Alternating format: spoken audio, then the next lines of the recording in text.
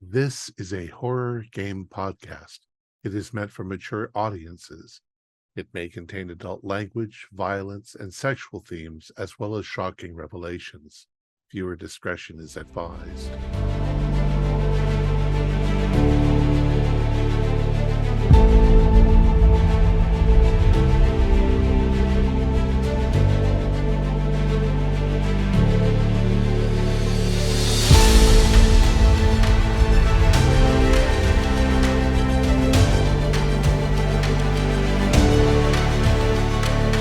Greetings, fellow investigators, and welcome back to our video podcast, Into the Darkness, where my friends and I are playing the Call of Cthulhu role-playing game. I'm your host, Thom Raley. The campaign is The Order of the Stone. It was written by Twing, Lynn Hardy, and Paul Fricker. It's available from Chaosium. Our keeper of arcane lore is Keith Craig, and this is episode 6. Our recap will be given by Morgan Llewellyn as his character, Dr. Gregory Harding. So without any further delays, let's continue our journey into the darkness. Morgan?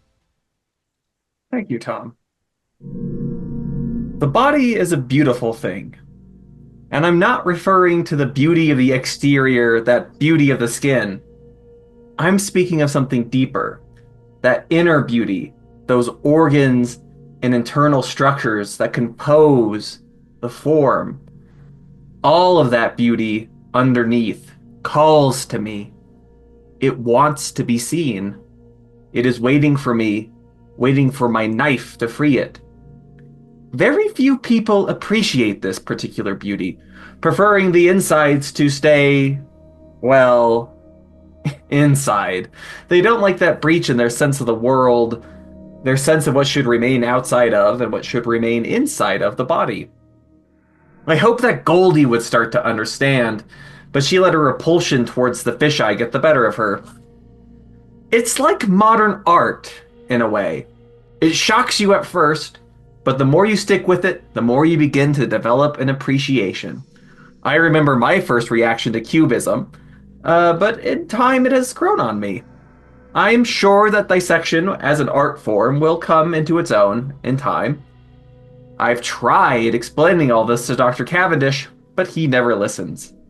If only he stayed for that autopsy. Maybe then he would have come to understand.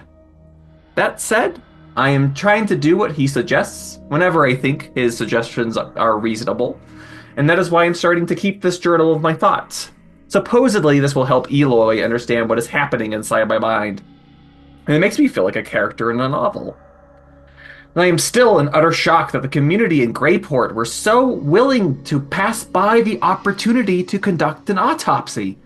How could they resist the temptation to so intimately explore the beauty of the human body? The autopsy, of course, revealed nothing new, but it certainly lifted my spirits. The others have been doing some investigations of their own. Goldie and Bernie went to where Torres was killed, and they discovered a number of footprints in the mud and an empty box of Sweet Afton cigarettes, an Irish brand. Manfred spent a great deal of time drinking with a Matt Hodges, a transient from New York who has taken up work as a fisherman on the boat The Sea's Gifts, as well as having struck up a sordid affair with the librarian Katie North. Although I could be mistaken about these details, they mostly bore me. More importantly, I think, is that Manfred and Goldie followed those footsteps the girls found and stumbled right into the Order of the Stone. They talked at some length with Tobias, Michelle's brother, and it seems that the Order has been camped out outside in the woods. And of course, they are the ones who killed Torres. The rest of us went to the general store, and it seems that the proprietor was accosted by Mickey Spill, our violent, wayward college football player turned cultist, over the price differentials between the United States and Europe. Apparently, Mickey claimed to be visiting an Uncle Lucas Barnes, an old fisherman in Greyport, but no one seems to know where he is. He had a ship named the Southern Wind, and we know that our dear Dr. Sebastian used to visit Lucas every summer. If we find Lucas and/or his ship, we are likely to find our cultists. This does bring me, however, to a final and perhaps more troubling point. There was a good deal on sardines at the general store, and I bought a few tins. These tins came straight from the local cannery, But to my horror, I discovered that they have been canning these poor fish alive. I put those poor bastards out of their misery, but I must get to the bottom of this. We are currently at the diner, and Big Tom appears to have been in a brawl. I must admit that the delay in getting our food was annoying, but this tuna sandwich is pretty good. Wow. That was amazing. Okay, so you guys finish up eating your meal, your tuna sandwich and all, and it's 11 at night, so most of the city except for the cannery, which runs 24 hours a day, every day but Sunday, is pretty much closing down and all. What would you like to do?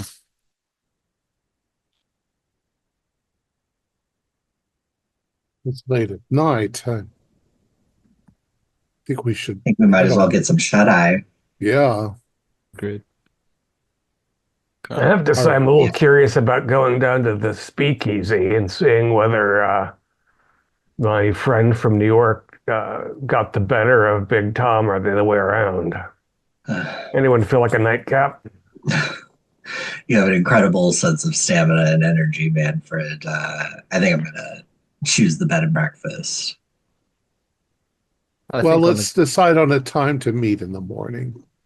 Uh, those of you who want to carouse can carouse.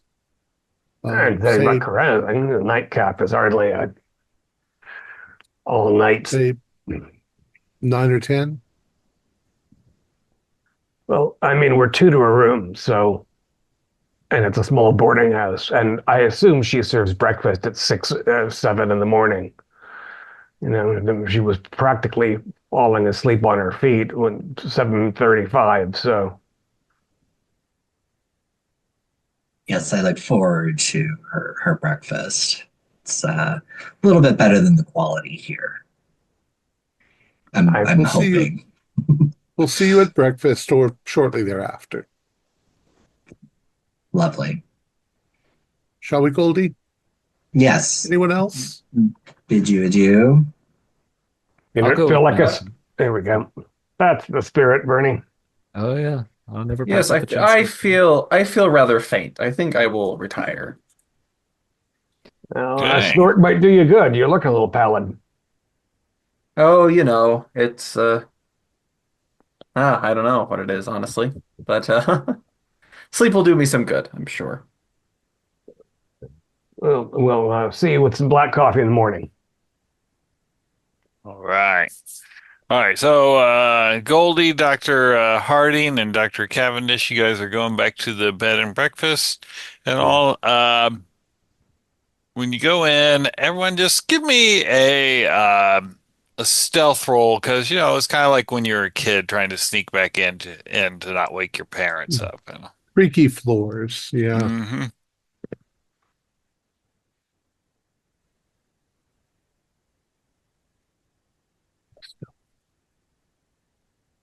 Oh, And this That's a fail. the floor is too creaky. was this stealth? Okay. Yeah. Yep. Oh yeah, I think I definitely failed with a 33. All right, so you guys all kind of come in. Maybe the door, it's the little springs a little tighter than you thought. It kind of slams behind you and everything, and you hear Miss Armand yell down. She's like, let's not be up all night. Now breakfast will be served at 7 in the morning sharp. Sorry, Miss Armand. We're Good trying to be evening, quiet. ma'am. Apologies. It's okay. It's okay. Remember, ladies in one room, gentlemen in the other. Yes, of course, ma'am. Have a lovely evening. I will. See I look her, forward to the breakfast in the morning. it's going to be delicious. Okay. All right. So then, Bernie and Manfred, you guys make it to the speakeasy. It's a little subdued, but it is a weekday night. A lot of people do have to work in the morning and all, but there are people here nursing their beer or whiskey and all. They, of course, once you get the knock, they recognize you, Manfred, and they're like, "On,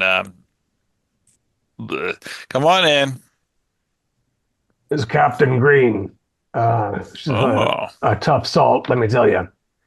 Really? it looks like you've gotten some sun. So you got a little premature wrinkles or something there. He's like, but then he just Why you kind of gotta read a smiles. bitch? What's this about? I just met you. Like, oh, just giving you some grief and all, seeing how salty you really were. Yeah. Boilermaker Cap? Oh, of course. Makes you up one. And how about for you there, Captain? I'll just take a whiskey. Neat. Whiskey neat. Yeah, no problem. So pours that up for you also. So Manfred, who's this gentleman we're supposed to meet? Yeah, so I'm peering through the smoke. Is Matt Hodges here? He is not. Barkeep, the fellow I was in with earlier with the slick back hair, the New Yorker. Have you seen him this evening? Oh, Matt? No, and I hadn't seen him since he left a few hours ago. He had a little bit of a hop in his step and stuff. I figure he had maybe a hot date. Yeah, I think he figured he did. I don't know whether it worked out or not. Um, is there any gossip in this town about Big Tom and his romantic life? Oh, oh, Big Tom. Everyone knows that he falls in love at the first wink from a girl. Last I'd heard that he had his eye set on that librarian, Katie or Kate. Hmm. Yeah, she seems like the most eligible bachelorette in town, poor thing. Is she a local? She is. She is. She went away, to Boston, got her learning and all. Try set up this library here with some government funds and all. But I think really she just wanted to she was a little homesick. But the Yeah, gentlemen of the town appreciate an educated lady. They're people of taste even out here. Yeah, well, I think they appreciate that she's pretty. Fair I enough. imagine most young women around here get married before they finish high school and are Hmm. a little bit fly blown by the time they're as mature as the town librarian. She must have a lot of ambition to figure all that out on her lonesome. What's the cannery shift? I'm kind of surprised it's so quiet here. Do they switch out at? Oh, the shift just went on about an hour ago. They Hmm, work from 10 to 6 and then 6 to 2 and then 2 to 10. So, I see. Hmm. That's keeps you under control. I mean, yeah, I'll keep open for another hour and then I'll start throwing some of these guys out of here. I want to get to bed about midnight. That's about the limit of the sheriff's ability to overlook things. Does the uh, sheriff have to do a lot of overlooking? Do things get rough after midnight? Seems like quite a nice town. People when they drink, they kind of count like the ancients. You got one, two, and many. Hmm. They just keep going. And then once you had a few drinks, and you get in a fight. Hmm. Fair enough. The sheriff, second generation, is the law around here constant? Oh, and yeah, no, the sheriff he's out of town. He came from Boston Hmm. Oh, about 10 years ago. He got here. would How you well do you say? think? Go ahead, please. How well do you think this out-of-town sheriff knows the doings of this part of the world? Do you think he's in touch with everything, or? Well, I mean, there's something to be said about knowing people for since you were young and all, and you get people to talk and all, and I don't know. I think the sheriff sometimes I think he's a little not naive. He got used to all that big city crime. How crowded is the bar room now? Is the barkeep being like, are there other customers trying to get his attention, or are we just able No, not to? really. There's like maybe five other people in here. Okay. And are you local? You've always been here, I can tell. Oh yeah. I'm local. I was worked at the cannery for years, and then when the Volstead Act kicked in, I found a much more profitable business. Best So we thing can that keep ever happened to this country.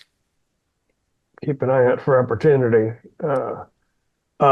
Speaking of folks who've been here for generations, we hear there's a fellow named Lucas Barnes who keeps to himself. Does he ever make his space known around here? Oh, Lucas. Oh, yeah. He used to have a dock right outside there. Yeah, he is. What was that boat? Southern something. It was Southern something. Southern He Wind? had yeah, the Southern Winds. Yeah. Had that ship there. He would take it out, and go fishing on it and all. It's never. I think he had some old money or all because he never was brought in enough to be able to sustain himself, but he never seemed to be short on cash either. Hmm. Hmm. I haven't What seen him happened? around of late, I'm assuming. I haven't. I haven't seen him. He was in here uh about a month ago. I think is the last time I saw him. Does it usually go that long between a gentlemanly beverage? Yeah, well, I mean, sometimes he takes his boat up and down the coast and all, but yeah, he was in town. Said that he needed to head out and pick up some friends. Head out in the boat to pick up some friends? Yeah, well, I mean, yeah, Hmm. yeah. And the He, Southern Wind used to be docked just back here, but now, Yeah, he used to have a dock out there that he had registered with the harbor master and all. but do But we know where the Southern Wind is now? I assume it was his home. Hmm. Oh, he lives right on the shore.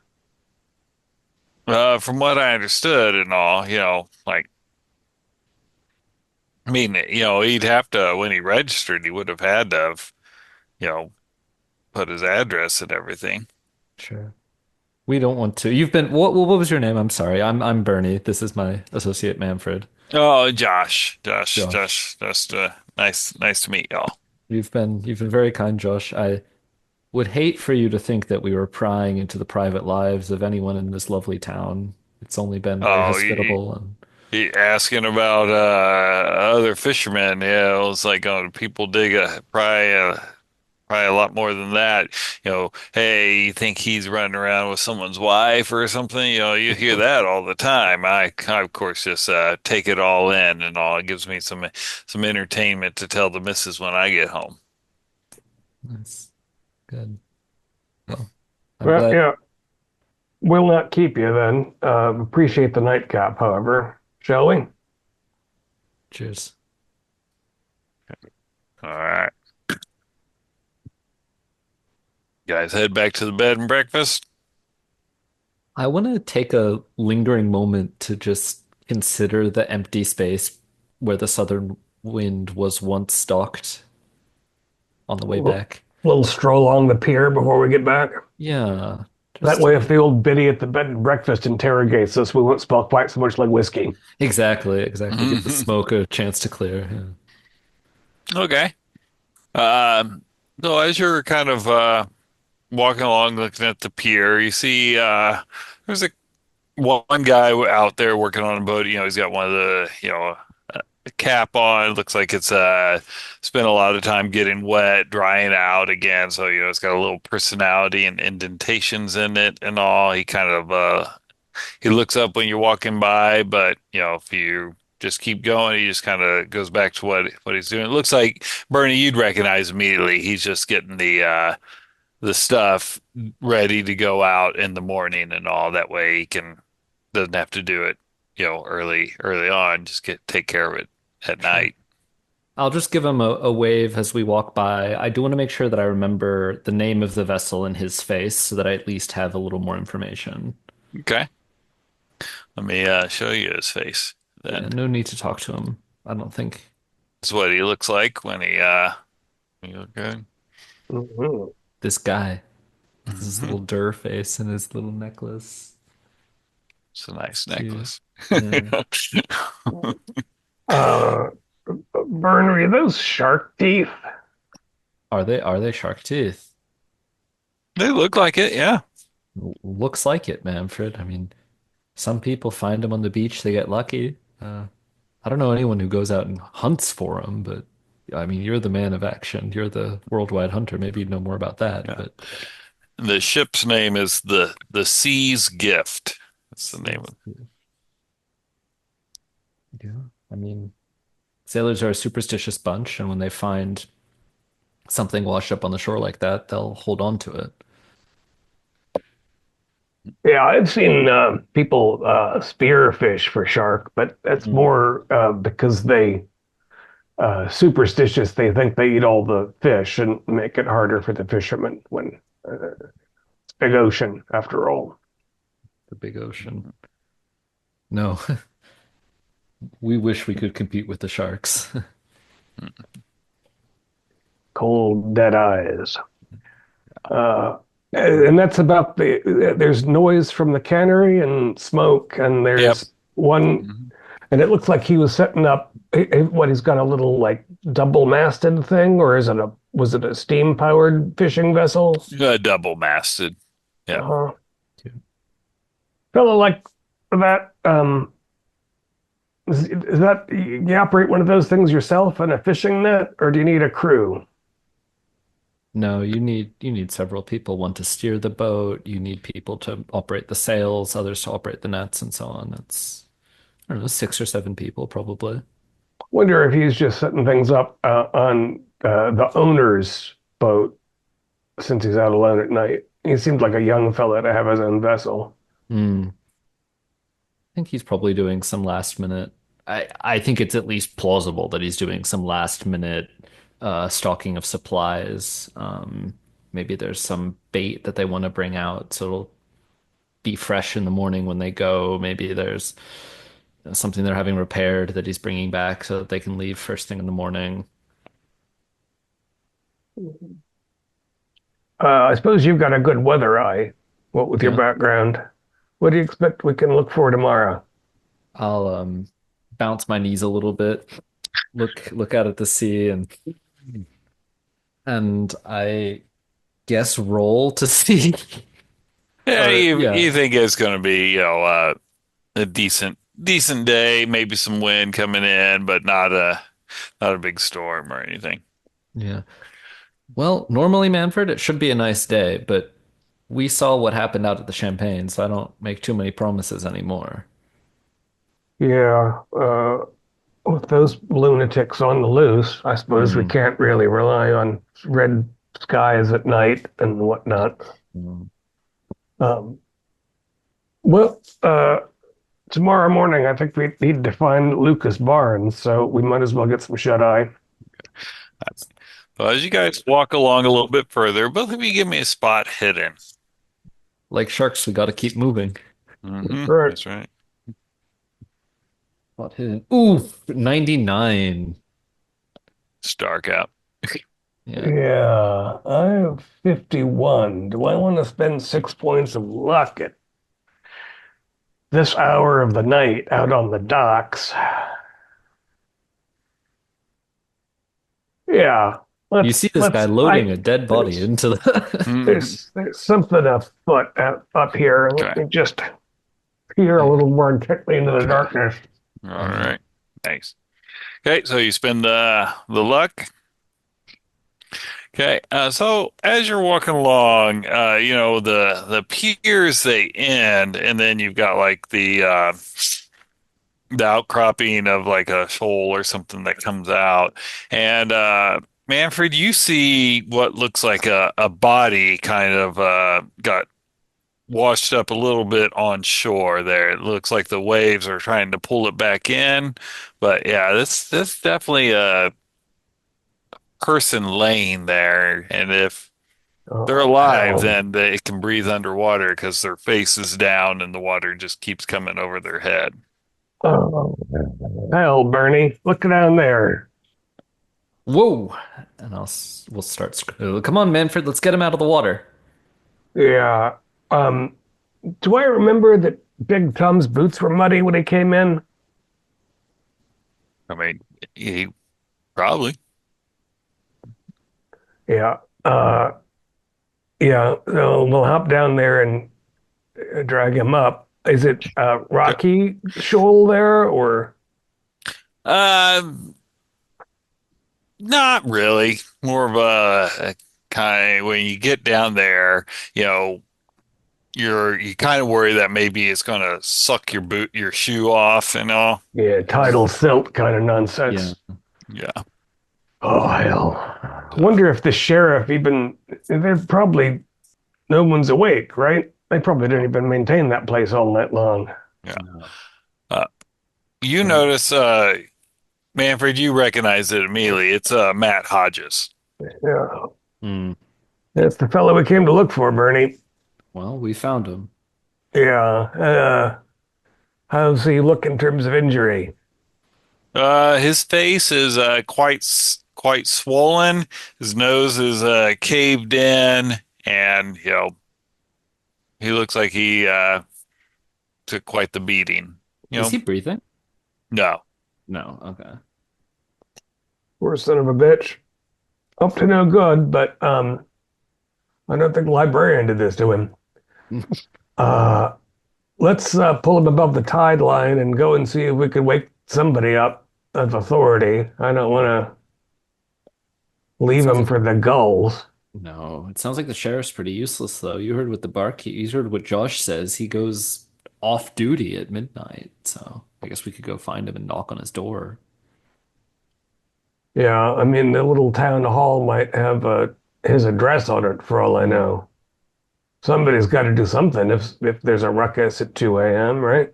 Yeah. Well, nobody did anything for our man.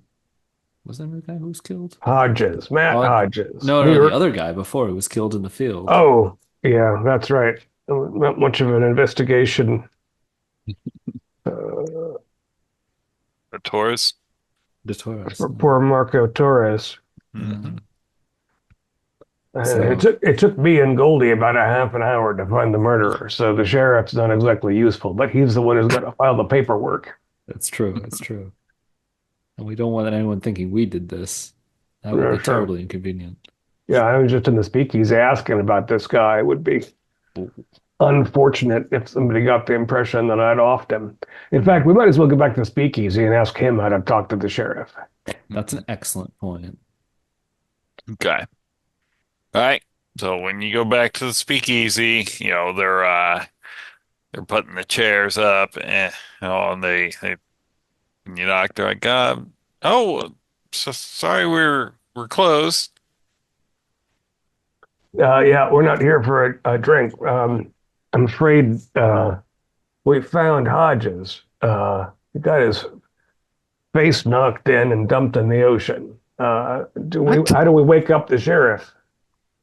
She's like, oh no. She's like, yeah, you call the deputy. He's the one that's on call at night. Uh, she kind of gets out a little index. She gives you his number. Can we use your phone? Or do you have a So, phone? no, I don't have a phone. The cannery should have a phone. The nearest telephone is in the cannery, and they'll let us Yeah, use which it. is not that far. You're Yeah. you're right there. Yeah, a fellow worked there too, so they'll want to know anyway, I suppose. Yeah. Hard to imagine they'll be able to hear anything over the telephone out of a cannery, but The office or whatever, you should be okay. yeah. Um, well, thanks for your help. We'll see you Mhm. around. All right. Yeah, that's awful to hear. This is rapidly becoming a very interesting nightcap. Manfred, are all your nightcaps like this, or is this unusual? I'm relieved to tell you that I usually do not find a dead body, a floater, when I go out for a tipple before retiring. That's a relief. All right. So, I assume you make the phone call to Deputy Osland. Aye. Mhm. Yep. So he'll show up.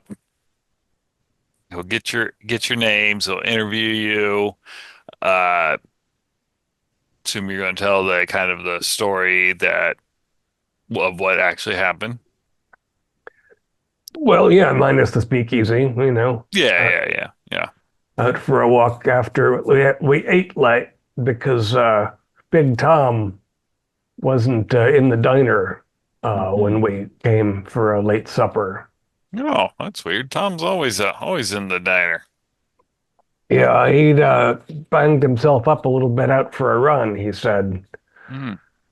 Tom was running, huh? Yeah, took me by surprise. Hmm. Yeah, and I just met this fella on the shore earlier in the day. Seemed like a nice enough fella, out of towner. Hmm. Uh, yeah, we're staying at the B and B. If you have any more Okay. questions. Okay, yeah, I'm sure the sheriff will and all. But yeah, stay in town. Stay in town until at least sheriff talks to you and everything. He's like going, oh, we might have to go get some state help for this. We get two murders. I mean, Mm. oh, Yeah, it looked to me like the fella got beat up and then dumped in the ocean, right? He didn't just fall and hit his head and then roll into the sea. No, I agree He with got you, Manfred. He too was pretty many, good. too much done to him. yeah, Yeah, yeah, two murders. I'm happy we weren't in town when the first one happened, or you guys would be yeah, looking at us awful sharp-eyed. Yep. Yep. yeah. Okay, Well, Deputy, sorry all to right. wake you up with bad news. So, no problem. Now, of course, this probably took a couple hours, so you're headed back. It's like 3 in the morning, and you're getting back to the bed and breakfast and all. Boots off, Bernie. Aye, aye, Captain. I'm Oh, unlacing the boots. yeah. You open the door, and the spring kind of pulls tight and starts swinging shut, pretty hard. You catch it, you can kind of catch it. If not, yeah. No coming in at this late at night. You talk to her, Manfred. She likes you. There was, sorry, ma'am, there was trouble in town. We had to talk to the deputy. We'll tell you about it at breakfast. Oh, okay. Well, all right. I'll get it on the table at 7 sharp. Kevin, sorry. That's not Thank you kindly, ma'am. Mhm. She kind of mumbles to herself as she walks off. All right. So, um, When Bernie comes in, I've been awake the whole time, and I'm just sitting up listening. And I agree. I greet her when she comes in, Hello, Goldie. You're still sitting in the awake. dark. Yeah, yeah. I just, I don't know. I guess I was worried about you guys. Oh, What? You look like you've seen something. yeah. I'm gonna start like taking my overcoat off and getting undressed for bed. Uh, we went to the speakeasy to find Manfred's man. Manfred's man was nowhere to be found, so we left and took a walk down by the pier to see where Lucas Barnes's boat used to be, but isn't anymore. Um, and Manfred spotted it's almost unbelievable. He spotted a dead body lapping against the shore with the waves. Just to say it like that, Goldie, a dead body. And I'll turn, my face wet from the wash bowl. And we dragged it to the shore and spoke to the deputy. Look, I mean, yeah, we spoke to looked the like he deputy. was beat up, given a good Beat to once hell and over. back. Yeah. Beat to hell and back. I think Manfred thinks Big Tom did it. Yeah, well, I noticed his knuckle was all tore up when he was coming in, and Took another, 30 minutes to get our food out. I'm sure his hand was swollen to all hell. Took him a while to cook. Right. Uh, well, shit. You got the police involved? Yeah, we do now. What is it? As much of a police as there is in this hick town. She'll just light up a cigarette and say, yeah, it's going to be a hell of a day tomorrow, I think. I agree. Can I have a light?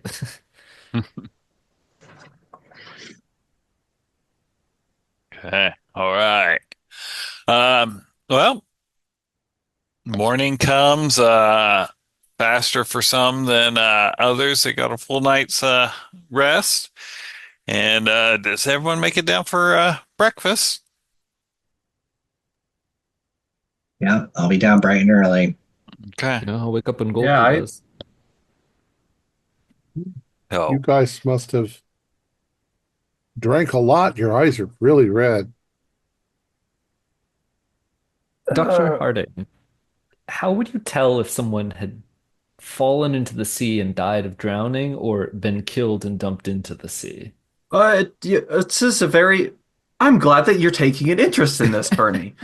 Well, you see, the real simple thing is to check their lungs for water, right? I mean, if they had drowned, then their lungs would be full of water. But if they have died before being dumped into the ocean, and you found them in the ocean, you wouldn't find that water in their lungs because they would have died before they inhaled it.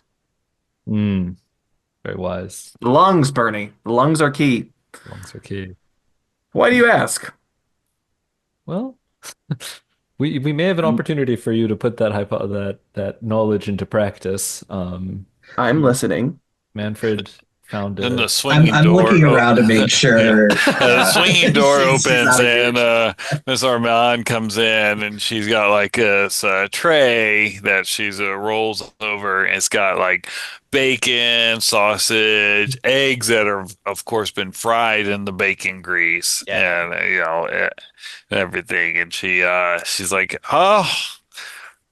It's time for my famous breakfast. We've got eggs, bacon, toast, of course, will be coming. And, I've, of course, used all the finest lard to get all this fried up for you. It's going to be excellent. The coffee's fantastic as well. Thank you. Oh, well, you're more than welcome. We don't just call it a bed. It's a bed and breakfast after all. Lives up to its name. Mm-hmm. Thank you, Wow. ma'am. Ma'am, go ahead. Go ahead, Yes, doctor. yes. Nothing. It's nothing. I just wanted Don't to worry ask. about me. I just wanted to ask. What do you know about the librarian across the street? Oh, well, she's from town, but she went out of town, and I think she became she kind of looks around, a loose woman. Ah, yes, yes. Mhm. I saw her rendezvousing with some young, I'm not sure he was young, but thin, like a worker type last night. I wasn't eavesdropping. I just noticed as I was heading over to talk to the priest. I mean, I hate to say it, but I'm glad her father's dead, so he doesn't see her gallivanting around, giving away her precious gift. Yeah, so that's a real tragedy. Um, who do you think she's running around with? If you had to guess, you're right across the street, so I imagine you see all Oh, sorts well, of. you see, I tried to set her up with Thom, big Thom, but she didn't seem interested. She's always, He's interested in you. yeah, yeah. He just loves to tease me on that. Or we have a little back and forth, but I'm old enough to be his mother. Mhm. I know I don't look it, but yeah, Of I yeah. course. He's Of like, oh no, course. she's always got some some wayward dockhand coming around and stuff. She says, "Oh, I just want to have she wants to have books. You know what happens when you start reading books, especially from Europe? You start Yeah. getting those little ideas, and And it Well, I definitely think wasn't that Tom she was with. mhm. I mean, if we understand this from, an evolutionary biological perspective, I mean, our brains and our bodies are what's that, Manfred? Yeah. You're Anyways, muted, Manfred. You're muted, Madam, Manfred. thank you for I'm going to kind of give him a little kick under the table. Thank you so much for the wonderful breakfast and Oh, for shedding some light on that. of course. Yeah. Does anyone need any apple butter or some marmalade? Oh, yes, Well, orange please. marmalade, if you have it, would be lovely. Oh, of course. I've got some down in the basement. So she, Incredible.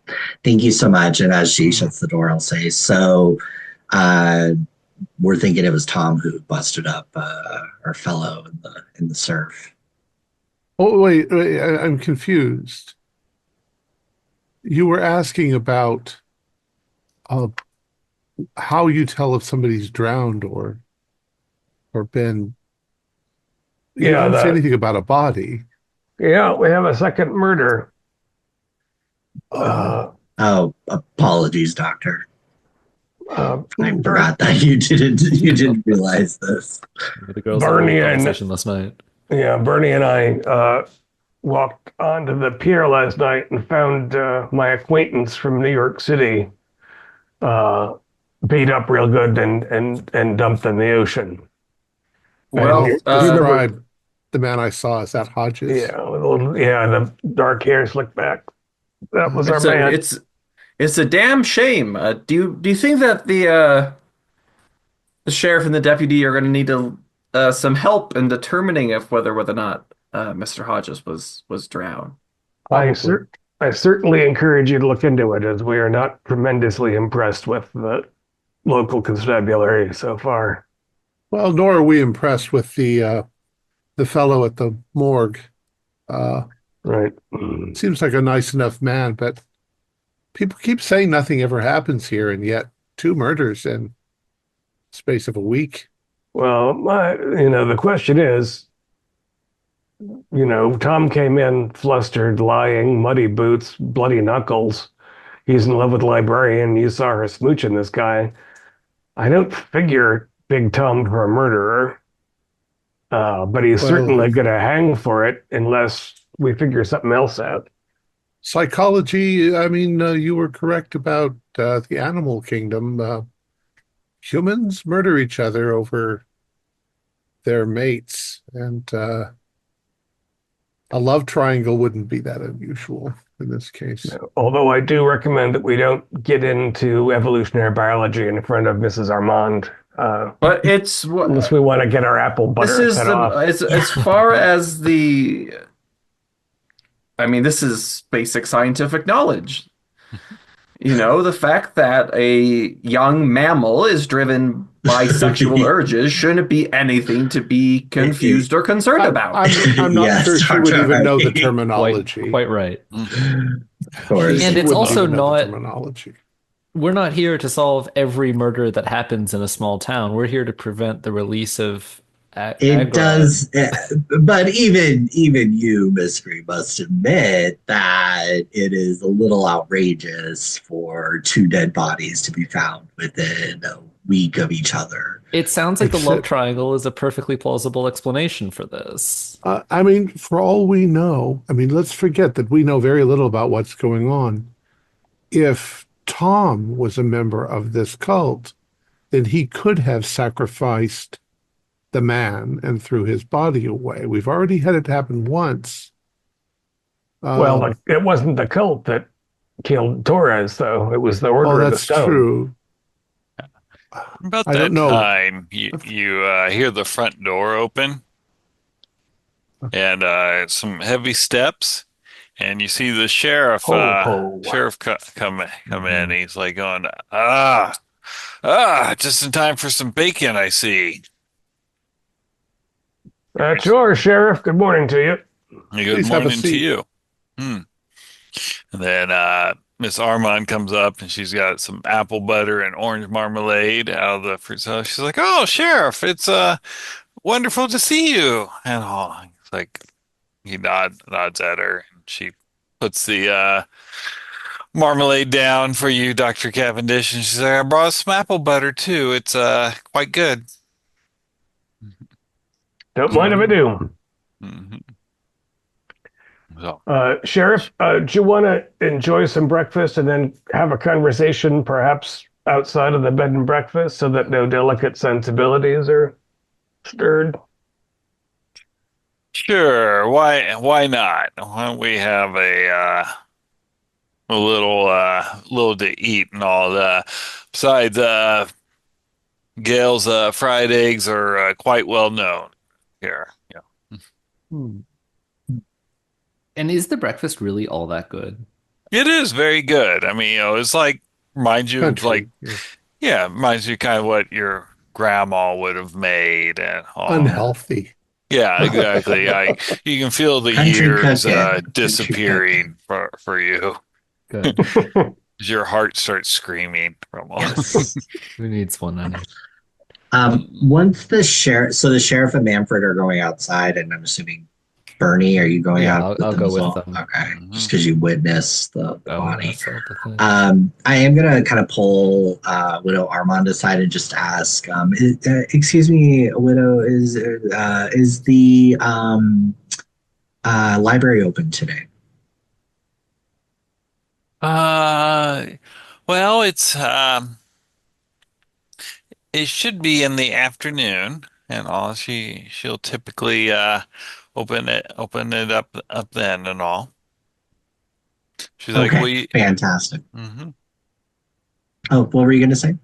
oh, were you needing something to read?" Oh, I think I would just check it out. Do you have anything to read? She's like, "Well, of course, I've got a couple copies of the Bible. Okay, If yeah. you'd like to read that, and of course, I've got some hymnals if you'd like to sing." Wonderful. Yes. No, I definitely appreciate that.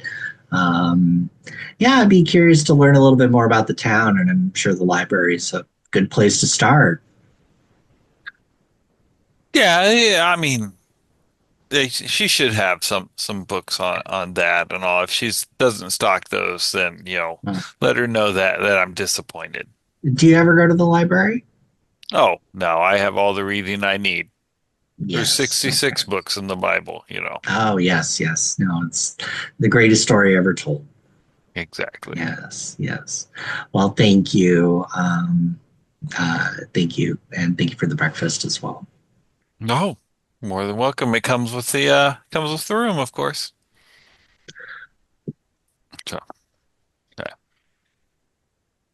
All right. So, outside, Sheriff, he kind of she goes, so the deputy Jerry tells me that you guys were just walking along the docks last night. Yeah, we're, acquainting ourselves with your fair town and, looking around, as you know, having followed some folks in from the sea. So I didn't. I expected that there. Well, I didn't expect to find a body. I can tell you that much for sure. Hmm. I'd met the fella earlier. Um, just over a egg cream.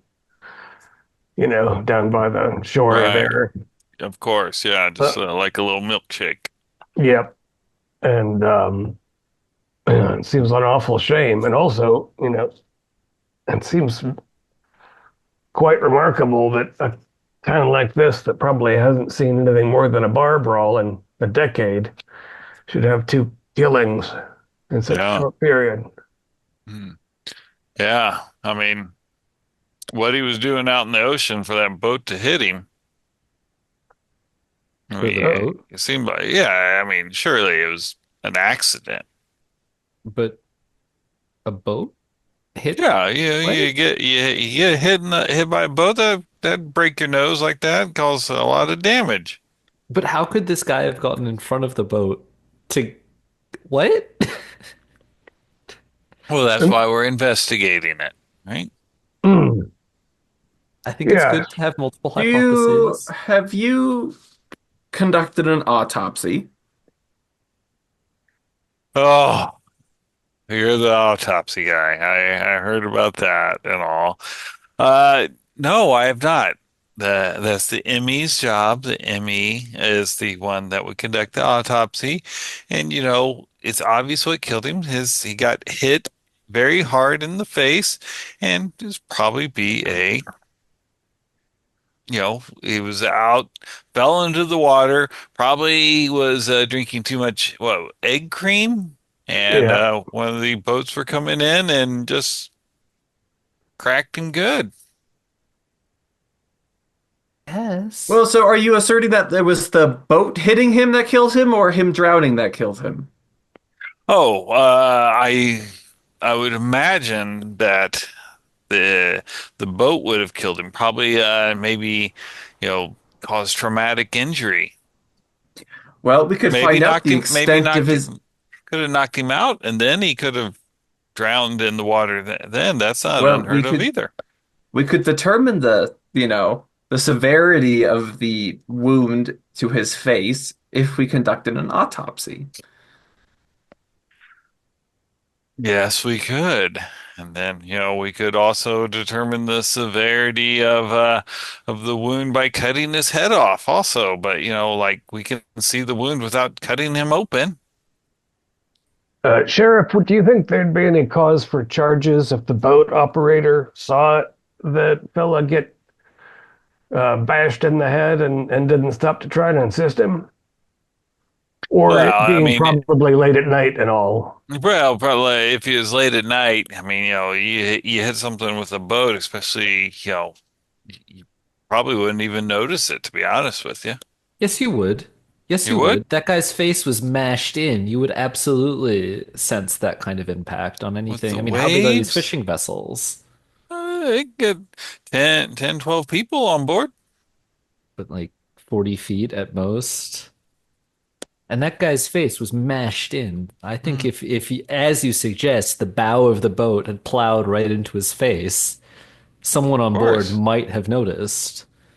Well, Uh, the good news, Sheriff, is that I think our friend Dr. Harding would be more than willing to perform an autopsy without any charge to the town. So you could oh, determine how long he'd been in the water and how exactly he died, which could help you clarify the circumstances in such a way that we would be sure that none of the citizens here around were responsible for what was clearly a tragic accident. exactly. It was a tragic accident and all, and you guys we were quite grateful that you were here to find him, get him out of the water. Yes, Oh, indeed. yeah. Well, that's certainly, as visitors to your fine locality, it's our pleasure. And again, as I say, should that New Yorker have family that wants to come up here and cause trouble, who knows what sort of rascals they might be. So if you had an eminent scientist like Dr. Harding perform an autopsy, then it'd be very clear that they had no reason to involve state authorities or the like in your business. Uh, um, Give me I'll let you pick a persuade or a fast talk, whichever one you feel is. Yeah, why did I try that instead of, well, I didn't pretty much Oh, you intimidate could get. either. I mean, intimidate. I mean, that was a little bit of a Making what? an implication. Yeah, not charm. We'll Yeah, say. Don't back a bear into the back of his cave, friend. yeah. That would have even any of those. Why did I not have any social skills? What's wrong with me? You've been alone in the woods too much, Manfred. You've forgotten how to talk to people. I can survive in the wilderness, but I cannot intimidate a podunk police officer. You know, I didn't roll in the 90s at least, so he's not going to Okay. just jail us.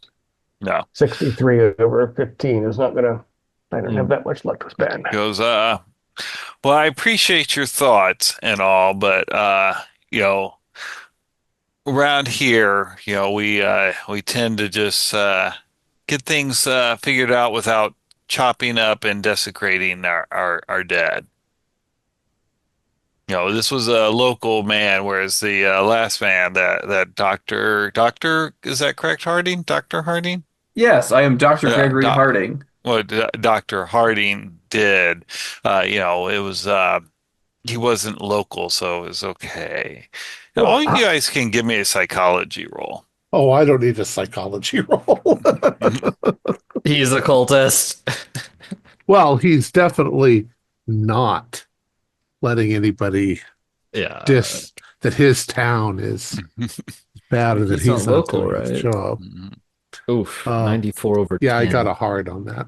Okay. I don't think I'm out. I don't think I'm outside there. Yeah, so Yeah. with Dr. Cavendish, what you kind of notice is like yesterday he was kind of a friendly man, and today's kind it's not just like, hey, I'm offended. He's he's being very aggressive, which either he was putting on a good fake yesterday or today. Something's not matching up. Yesterday he was a very welcoming, hey, welcome to our town. Glad to have you. Now he's like confrontational. Yeah, but there's a lot wrapped up in this. First of all, we are strangers in town, There is. and we've already suspected strangers of committing crimes. We're implying that crime is now taking place, 2 murders. He might be becoming extremely defensive. We don't know what his relationship with Thomas is either. It could be his brother-in-law for all we know. And yeah, he's definitely giving off signs of we should not be pushing this. But we might talk to the deputy. That's what my brain is thinking. Gotcha. Yep. Because I know for a fact that the guy wasn't on a boat. He was in town. Yeah, exactly. But I'm not saying anything out loud at the moment. Okay. Oh, he goes, well, thank you for your statement, gentlemen, and all. I hope you've enjoyed your visit. If you need our testimony on anything, please, you know where we are. You're staying another night? We intend to, yes. Okay. All right. Thank you for your The serving. breakfast is just too good. It is good. It is good, and all, but yeah, I'm kind of peeking out the window. I'm seeing the look on his face, and I'm just kind of poking my head out. Hey, there's plenty left in here. I'm trying to break up the awkwardness. Yeah. You can tell from the body language. Kind of, he tips his little sheriff hat at you, and he turns and almost like a precision about face and starts walking off. I look tense and uncomfortable. We have to be careful. And I think the situation psychologically is too complicated for us to figure out whether he's involved, whether he's trying to cover up, whether he's trying to just to reassure us that his town is a good place, not a bad place, and that he, wants to solve the crime himself. Maybe, I don't know. That's very kind of you to go so far out of your way to defend him, Eloy. Oh, I think he could perhaps be really badly involved. So I'm not really defending him. Just giving you my opinion on his psychology. Well, maybe his mother didn't hold him enough, and he's taking it out on all of us. Let's leave maybe Sigmund Freud out of this. Outdated. Mrs. Armand had a telephone, right? Did. Yep. I'm gonna just have a look at the telephone directory and find out what Lucas Barnes' number is, and I think it'll have a street address too. Okay. Okay, so when you go in there to look at it, um, give me a luck. Give a luck roll on that. Oh, 04. Yep, she does have an She's got the up-to-date. internet. She does, yeah. Exactly. She's like, I just submitted this. She does have an up-to-date directory for you. And is there L Barnes? There is. Does And- he And like us? flip into the page so you can write the address down. Love to write an address down. And a phone number? That's how you know. Mm-hmm. Phone number is 555. No, it's they were probably just like a couple of phones. Okay, yeah. So the address is a 20 minutes north of town. So it's not actually quite in Grayport. It's out in the unincorporated part of the area. Yeah, I said he was a loner. Is there a map in the directory? Not in the directory, but there'd be a map he could easily find. Yeah. I assume he's on the coast. Mhm. Sounds like a smuggler from what we heard at the speakeasy last night. Be a bootlegger of some sort. Although not supplying that establishment. Hmm. Library is not open until afternoon. What do you think they're smuggling? Booze? That's Like the traditional. most reasonable. Yeah. I mean, is this a That's most big? profitable. Is this a big? Moonshining or bootlegger area? Yeah. It's water trade for the most part, right? Most of the stuff comes down from Canada, so it's a lot easier to get hooch in if you're on a shoreline. You got the cannery, you got a lot of working men who are going to be partaking. The thing is, though, that if he's a bootlegger, he certainly isn't supplying the speakeasy. That fella seemed pretty frank and open and didn't know where the fella got his money from, thought it might be family money. Okay. Uh, Does he make his own hooch? Didn't taste like bathtub to me.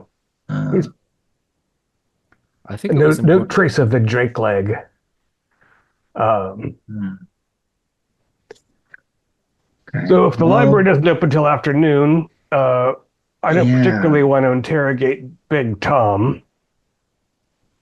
maybe we go check out the cannery.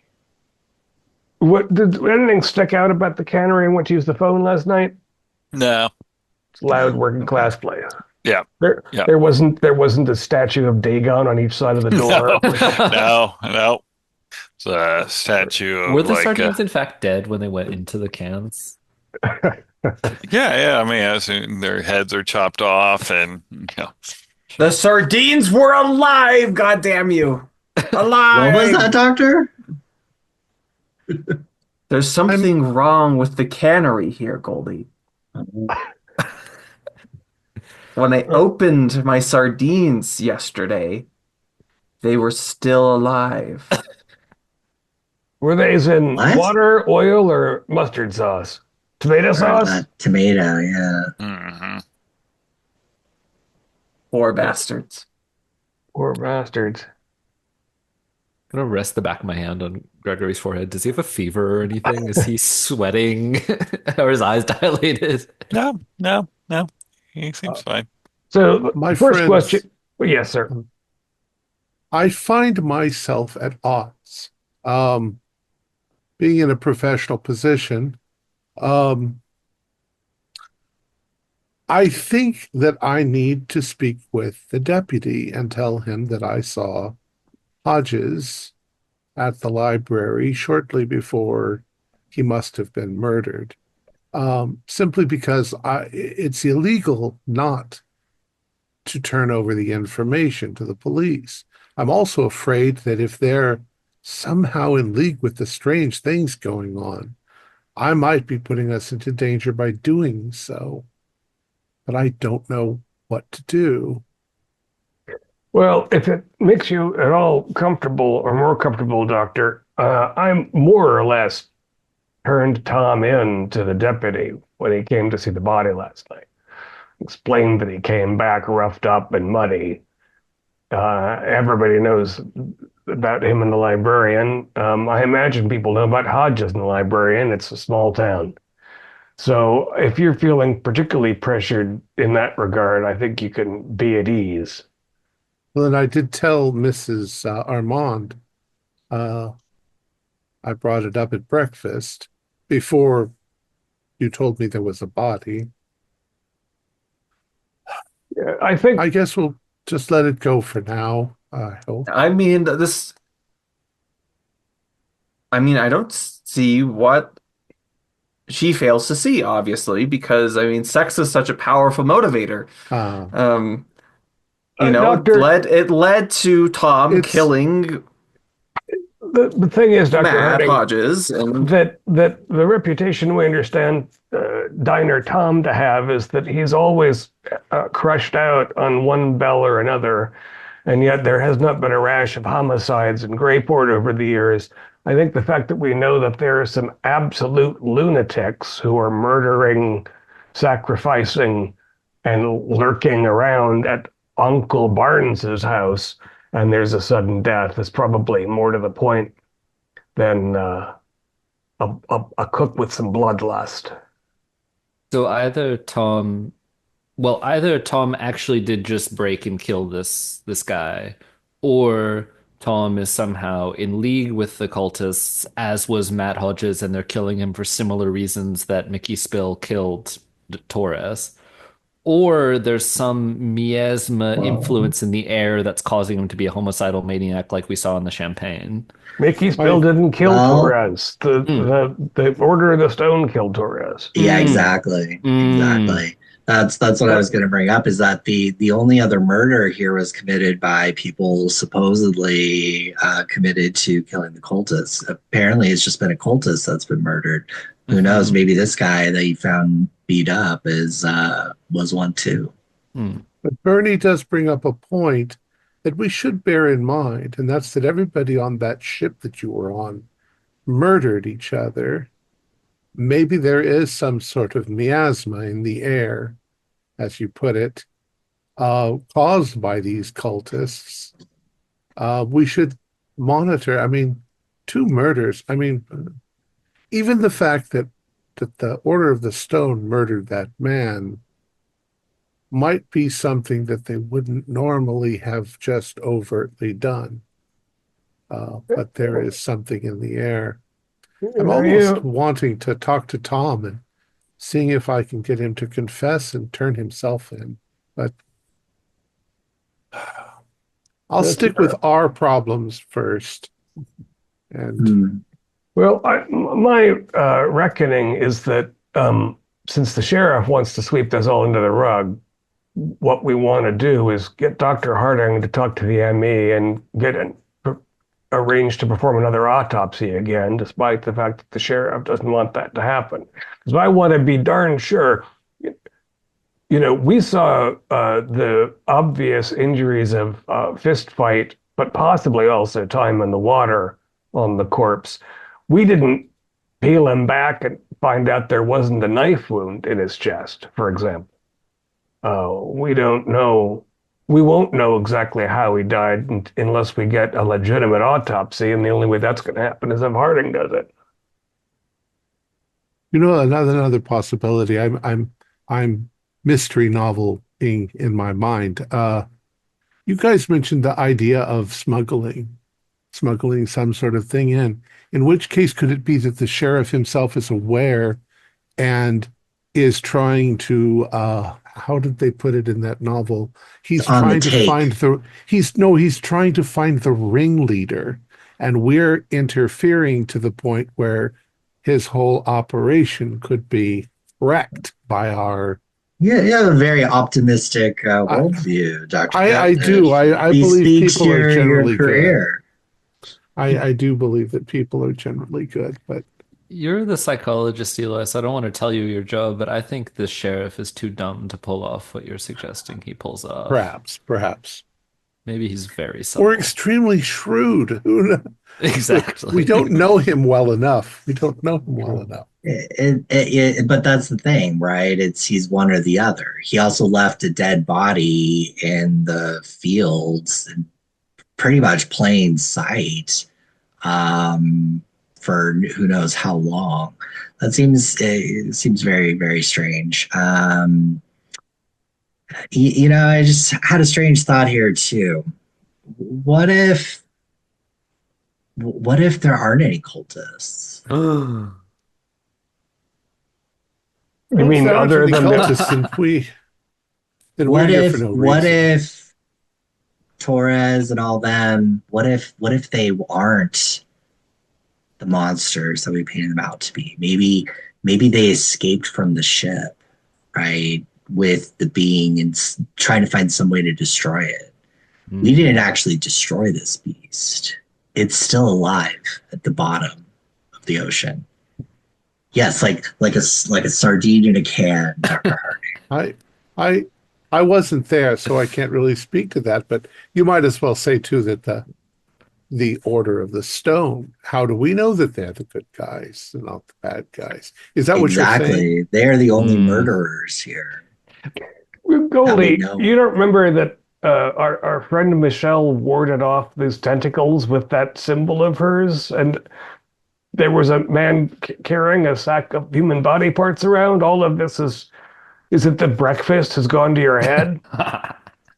It's just a thought. Maybe we got this all wrong. I mean, it's entirely possible that we're confused on a number of levels. And I think Dr. Cavendish makes an excellent point about the possibility that the membrane between reasonable behavior and I violence. don't know. I guess I'm thinking outside the box and I'll just sip on my coffee. Well, So, what do we know? We've talked a lot about what might be the case, but what do we actually know? That Taurus is Well, we know fucked? the librarian's a whore, The so librarian's a whore. we can go talk to her. there's no reason to assume that there's any financial transaction involved. She just might be a Scarlet Woman. Hmm. I was using it in the What, general sense of the term. what we know is that Mickey Spill's in town, that he claims that this guy is his uncle, that this uncle was known to uh, have a relationship with Professor Sebastian, and that therefore there is every reason to recognize a degree of conspiracy here in Greyport, Mhm. It's just what regardless of is the whether level Tom. of conspiracy here? Dr. Cavendish, I like your mystery novel analogy. Maybe, something about this just doesn't smell right. I don't think it's just the cannery. I mean, if Lucas Barnes does have a smuggling operation and those two other jars, right? There are the three Yep, jars of yep. God.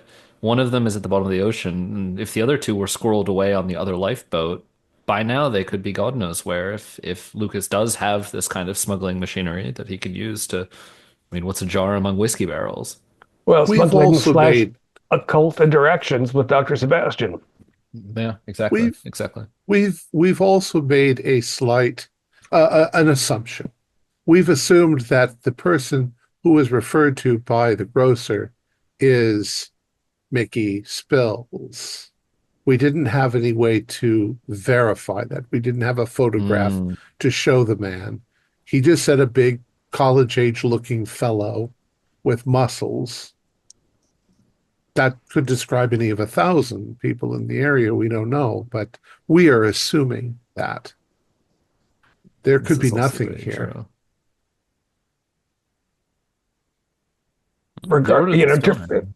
in terms of getting useful information, right? We know the Order of the Stone are here. We know that they think that they made a reasonable decision when they stabbed Torres with a ritual dagger. Uh, So again, I want to figure out if Hodges is involved, and the best way to do that is to get the autopsy done. Otherwise, I want to hightail that to the Barnes place, Mm. where Mickey Spill might try to jump on us. And if Barnes's vessel is tied up at his house, then we can see if there's urns in it, and if there are, we can take him out to sea and dump them and put an end to all this madness. Have we confirmed that Lucas's place is not only on the coast, but also endowed with a dock? We do not know that, Okay. but But they that's the keep referring implication. to the boat being there. So, We keep referring to it, I think. oh, I didn't Well, you say you spoke that's to what the someone? speakeasy fella said. Okay. That wouldn't be unreasonable either to have somebody with a small. Because the If you alternative have a would be to arrange going by in a boat and look in from the water and see what we couldn't see. not a bad idea. And for all we know, there's a circle out front that you can't see from the road, but We do have a car and not a boat, however. it's true. But we are in a fishing town. Depending on how much time we feel like staying here, I'm sure we could arrange. Well, the sheriff has pretty much rolled out the welcome wagon, so we might as well put down roots. Like your attitude, Manfred. Harding, do you feel up to trying to strong arm the ME into letting you cut up on the soggy New Yorker? Or do you need to slather some more mustard on your sardines first? I think that the sooner we can swing this autopsy, the better I'll feel. I like it. Dr. Cavendish, do you want to go and provide professional cover to Dr. Harding while the rest of us mosey up shore? I can do that if it's necessary. Dr. Harding seemed to get on very well uh, with the coroner and his assistant. While we're there, while they were busy dissecting, I went and had a long chat with the sheriff's deputy. He seemed like an upright fellow, interesting fellow, young. Uh, how do you say? Enthusiastic, a true believer in what he's doing. So maybe I can, maybe he'll ask me some questions. I like So it. yes, I'll go. I'll go. Okay. All right. So Dr. Harding and Dr. Cavendish, the two doctors are headed to City Hall. Hmm. Okay. And Bernie, Goldie, and Manfred, what are you gonna do? We should at least case the Barnes place, right? Yep. If not actually Yeah. confront him. All We should. right. Are we going to go up by car on the assumption that trying to wrangle a rat on a fishing boat in what is presumably the middle of the morning is probably not going to work out for us? I think it'll take more time to negotiate that. We might as well see the landward side first. That makes sense. All right. That sounds Yeah, we're good. just gonna case the joint. And then at the They say library in this those mystery afternoon. novels, huh, Yeah. Dr. Cavendish? All right. Okay, so you guys see the Dr. Harding, Dr. Cavendish head out toward City Hall, and when you kind of maybe go to get ready to get the car and everything, you see this red-haired gentleman kind of peeking around the corner of the bed and breakfast. And Manfred, you recognize him from in the woods, Tobias. Oh, He's no longer wearing robes, I trust. no, no, he's wearing like a little suit and everything. And it fits well. It looks like his probably was tailored for him. And he goes, he's like, Manfred, he said you had a doctor with you? Oh dear. Yeah. Yeah, some of the folks they've gotten really sick. More than one of you? From eating something or? I possibly, I mean, we've been catching some wildlife and all, and but we usually have servants do our cooking, and I'm not sure we. Right. Do you, when you were preparing this little expedition, did you notice where the nearest town hospital is outside of Greyport? Um, Boston? I Good Lord. All right. Uh, are they in the woods hiding? yeah, they're in the woods and all. They're having to make a lot of dig a lot of holes. I follow. Uh, all right. I mean, mostly all you can do for dysentery is keep people hydrated and wait for it to blow over. But I'll talk to the. Hold on. Just how far away? You said you were like 45 minutes off in the woods, right? I came here because we didn't know what to do. Good gracious. You people are far from home. Uh, yeah, so I'll push it back to the shrubbery and go and talk to Harding. Well, Um, Harding's already left. oh, they've already taken off, right? Yeah. Yeah.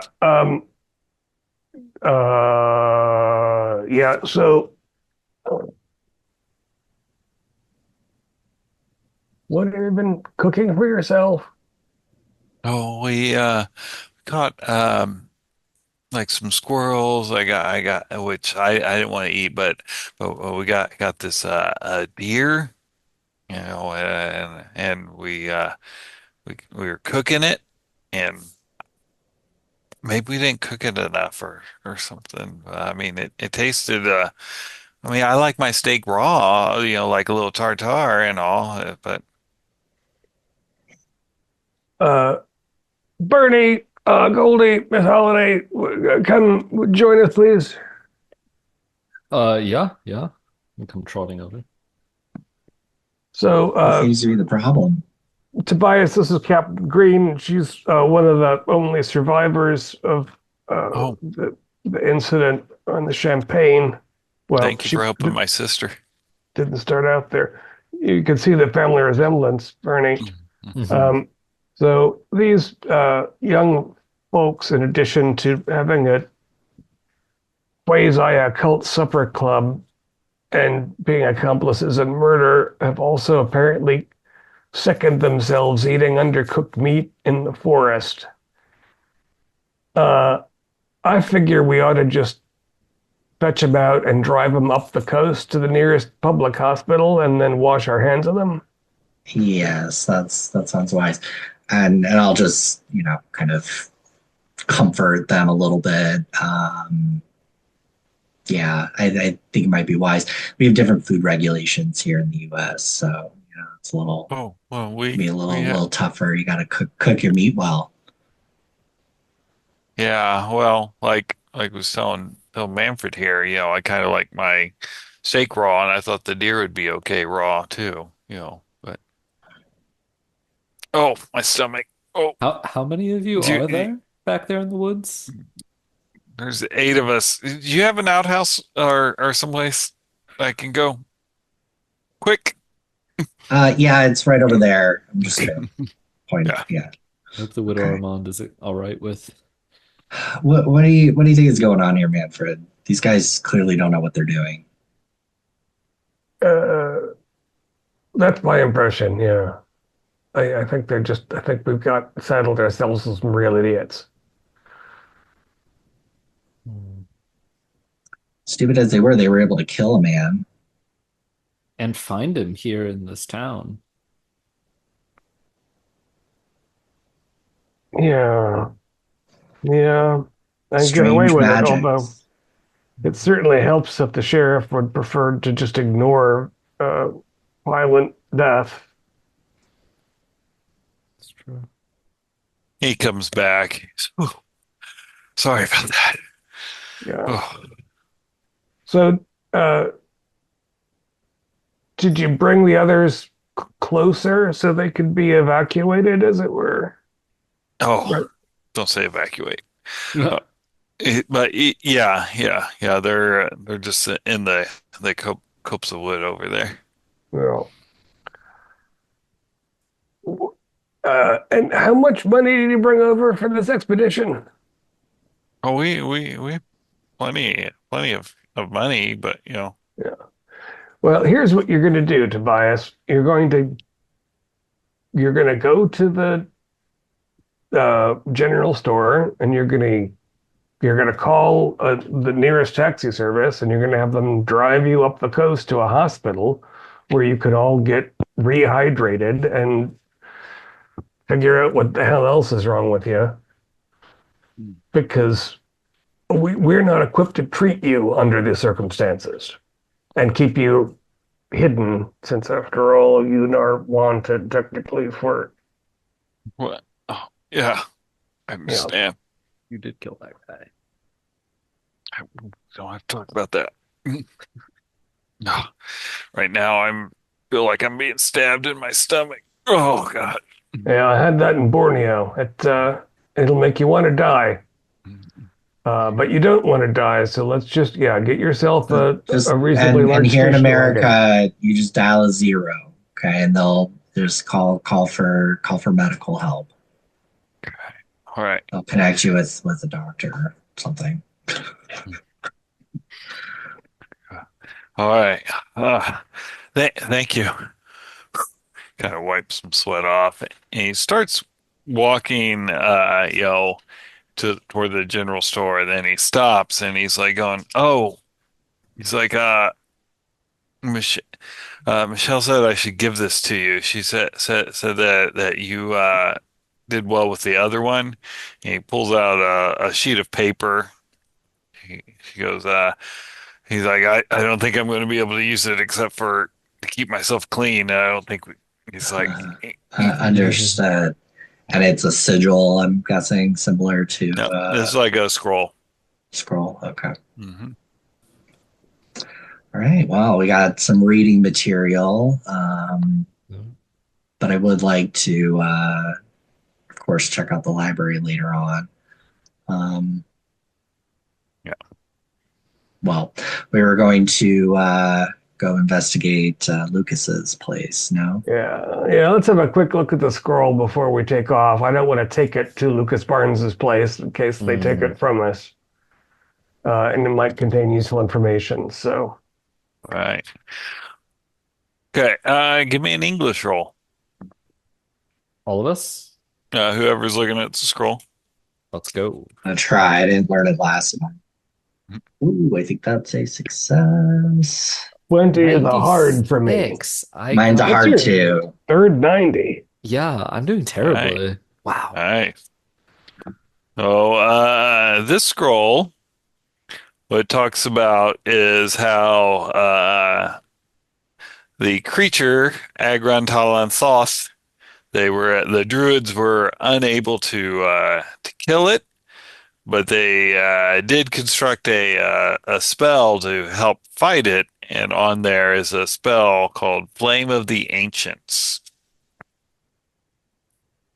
We'll have to try to study that. I imagine it'll take, is the spell, is it written phonetically? Is that the sort of thing?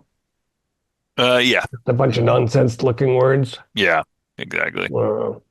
Let's copy that out, each of us in a notebook, so we can look at it over time, but then stash it in the room in a place that it will not be discovered by nosy Widow Armand.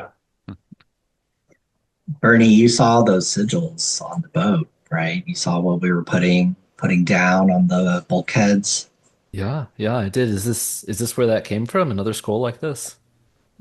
A scroll like this, yeah, like I'm that. just gonna nod quietly to her and start copying it down, like very intently, like every word. It's like perfectly written out. I'll start studiously copying it down, but I get the letters wrong. I double back. I Yeah. misspell the thing. I mean, it's written in the 1200s, so it's a very old English writing style, and yeah. All right, that's not an F, it's an S. Yeah. Why? Also, isn't this an Irish scroll? Um, you Potentially. don't know. It's from it's from the Zevon who they thought Hmm. built Stonehenge. So it's kind Okay. of That's fair. That's fair. Yeah. so, Quite a polyglot bunch of islands in Yeah. mhm. Greater Britain. All right. So the doctors, you guys are headed your way over to City Hall, and when you get there, it kind of looks the same that you saw. And are you guys, what are you guys going to do there? I know that Dr. Harding's wanting to go down to the morgue again. I think once inside, we'll get to that spot in the hallway, and Hmm. he can go that way, and I'll go towards the deputy. All right, sounds good. All right, so Dr. Harding, so you go down to the ME, and as you're coming down the steps, the clerk that was down there before, they're running up the steps, and you can make a dodge or a deck or a hard dex to not get knocked over as they go barreling past you.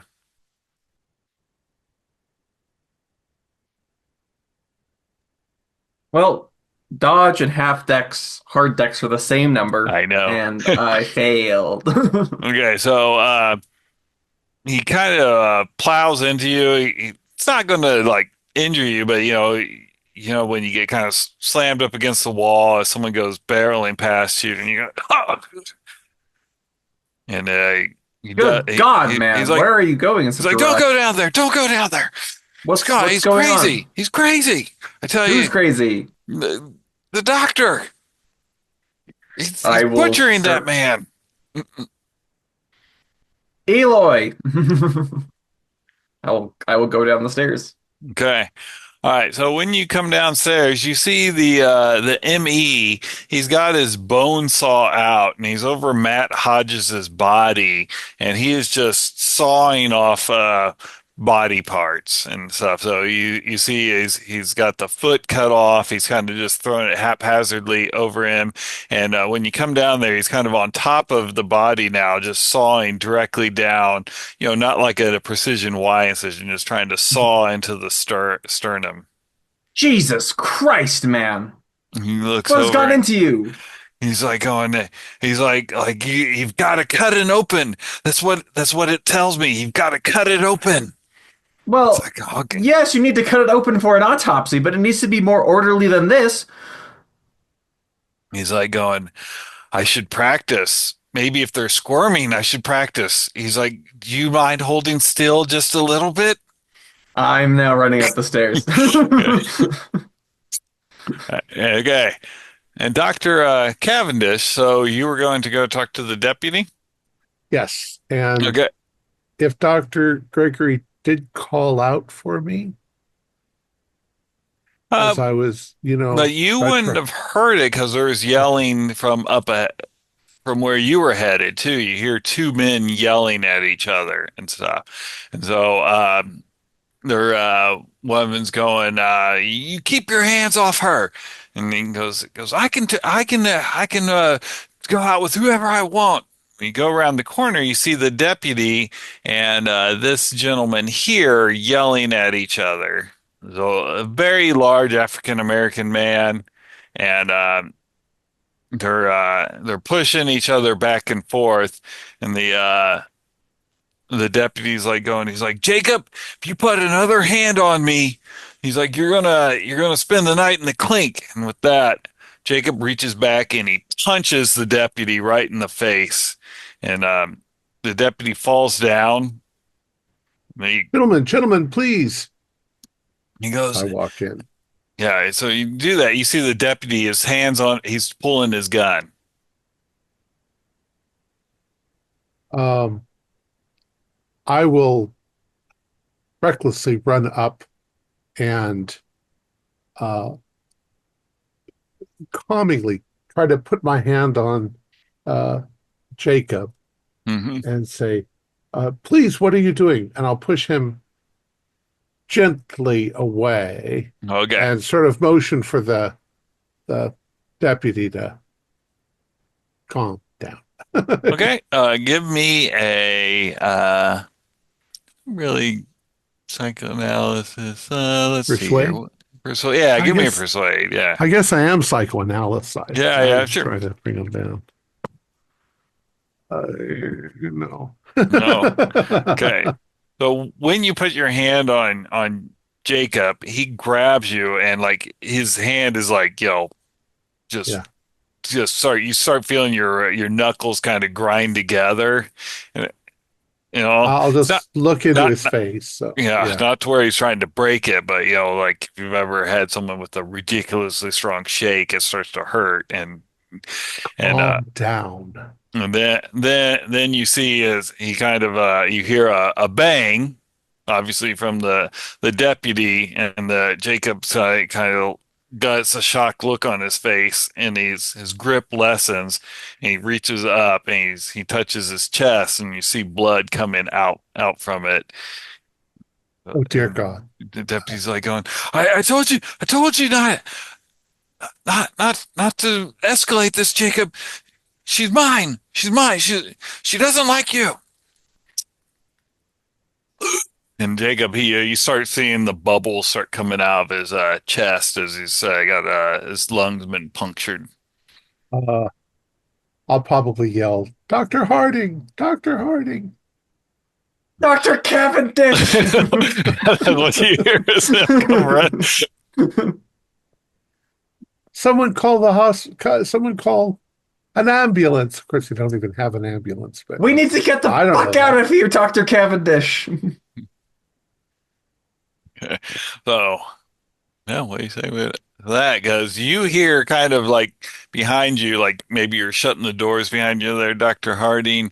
You hear the doors start getting opened up behind you, and he's like, just one cut's all I need, just a slight practice.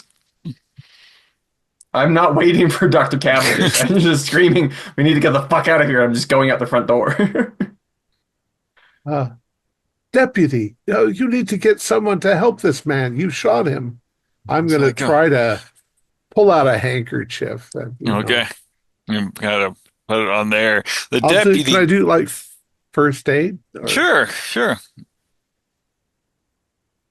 I got a 30. Big deal. Mhm. Oh, I got 26, so just barely. I'm Okay. stopping the bleeding. Yeah, you're kind of pushing that. The deputy, he gets up and he kind of, for a moment, he kind of like shakes his head. Then Yeah. he looks down and you start seeing him getting angry again, just looking down at Jacob and all. He's like, you get what you deserve. And he stomps down onto Jacob with all his might. Well, at this point, I'm going to take the hint that something's very wrong. And I'm going to stand up in horror looking at this and back away and Okay. back Okay. out and then make a run for it. So as you're backing out, you see coming from the door that Dr. Harding went down. This the ME comes out. He's got a bone saw in his hand. Bone saw is quite bloody, and so is his clothes. He wasn't even wearing like the apron to kind of protect it. And he's like going, just one cut.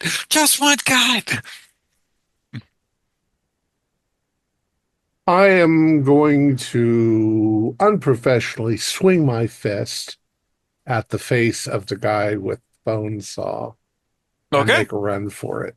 all right. Me a fighting brawl. Oh, I got a 28 out of 40. I'll spend 8 points to make He it a got hard. he got a 95. So yeah, you I knock him down yeah, you hit him hard. He kind of falls down. and run past him. Yeah, Yeah. he kind of shakes his head and he looks at his hand. And as you're running by, you see he drops the bone saw and he puts his hands on his head as like he's trying to like clear the fog or Yeah. something. Yeah. By that time, I'm out. Yeah, I'm catching up to Gregory. yeah, right. Okay. All right. Bernie, Goldie, and Manfred. The the city hall was only a couple blocks from the Yep. B&B, right? Yeah, was So not far. we went inside to copy out the scroll. So I wonder how we are temporarily. Are we just like We'll say, like you're maybe like telling Bernie that that's an S, not an F. But why do they make them This look could like save that, your life, Manfred? Bertie. I understand, but I struggled in school and I have some insecurities about these complicated things. And this is bringing up a lot for me right now. Okay. Thank you. Understood. Thank you. valuable Yeah. We got backstory? you. We got you. I think Manfred and I have it down. Well, should we practice it? Or Why don't you guys do it first? wait until we need it. I did not know that we want to try Flame of the Ancients in the B&B. Not here. Might Gotcha. reheat the breakfast leftovers. I Yeah. do want to get a thermos of Mrs. Armand's coffee for the road, but we should check off.